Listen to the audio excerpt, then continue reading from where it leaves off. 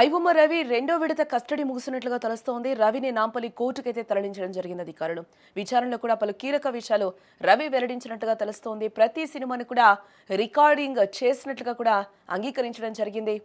ఆడియోలు, వీడియోల క్వాలిటీ పెంచేందుకు Caribbean దీవుల్లో outsourcing సిబ్బందితో ఒప్పందం చేసుకున్నట్లుగా కూడా ఈ దర్యాప్తులో ఈ విచారణలో ఆయన అంగీకరించినట్లుగా తెలుస్తోంది. పైరసీ అడ్వాన్స్డ్ టెక్నాలజీ గురించి పోలీసులకు ఐబొమ్మ రవి వివరించినట్లుగా కూడా తెలుస్తోంది. ఐబొమ్మ రవి రెండో విడత కస్టడీలో పలు కీలక విషయాలు వెల్లడించినట్లుగా కూడా ఇప్పటి వరకు ఉన్న సమాచారాన్ని బట్టి అయితే తెలుస్తోంది. ఇవాళ రవి పోలీసులు కస్టడీ ముగియడంతో అతన్ని నాంపల్లి కోర్టుకైతే తరలించారు అధికారులు.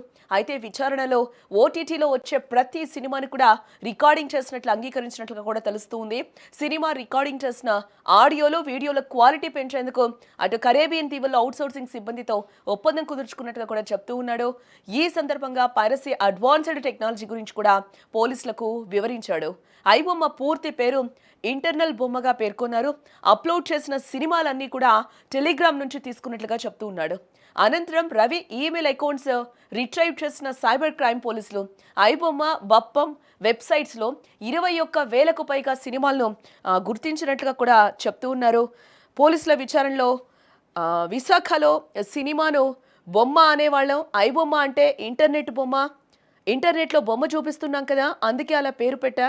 అలాగే మరో వెబ్సైట్ బప్పంగా మొదట అనుకున్న పేరు అది కాదు, బలపం అనే పేరు పెడదామని అనుకున్నాం.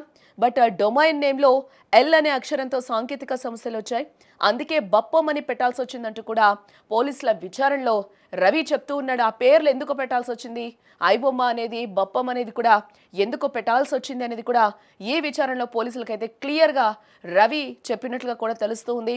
పైరసీ వెబ్సైట్స్ నుంచే సినిమాలు రికార్డ్ చేశాం, ఓటీటీలో వచ్చే కంటెంట్లను సైతం రికార్డింగ్ చేయగలిగాం.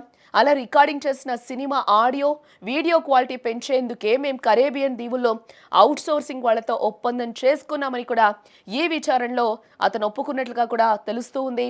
రవి మెయిల్స్లో స్పామ్, హైడ్ ఫైల్స్లోనే డేటా మొత్తం దాటి ఉన్నట్లు సిసిఎస్ పోలీసులు అయితే గుర్తించడం జరిగింది. అలాగే ప్రహ్లాద్ అనే వ్యక్తి గురించి కూడా వివరాలు సేకరించారు పోలీసులు. తాము ఎన్జీల ఆన్లైన్ ద్వారానే కనెక్ట్ అయ్యామని కూడా రవి చెప్తూ ఉన్నాడు. అయితే ఆ లింకును సైబర్ క్రైమ్ పోలీసులకు చూపించగా అంతలోపే లింక్ రివోక్ అయింది. దీంతో వాటిని సైబర్ క్రైమ్ పోలీసులు పరిశీలిస్తున్నట్టుగా కూడా సమాచారం. రెండో విడత కస్టడీ మొదటి రోజు విచారణలో ఎన్జీల నెట్వర్క్ ఆర్థిక వ్యవహారాలపై కీలక లీడ్ను పోలీసులు సంపాదించడం జరిగింది. ఐపీ మాస్క్ చేసి అనధికారిక వెబ్సైట్స్ నిర్వహిస్తున్న ముఠాలపై కూడా ఆరా తీస్తున్నారు పోలీసులు. రెండో రోజు విచారణలో మాత్రం రవి సరిగ్గా నోరు విప్పలేదు, పైగా బయటకు రాగానే మంచి పనులు చేస్తానంటూ కూడా పోలీసులతో అన్నట్లు సమాచారం. మొత్తంగా 3 రోజుల పాటు సాగిన రెండో విడత కస్టడీ నేటితో పూర్తయింది.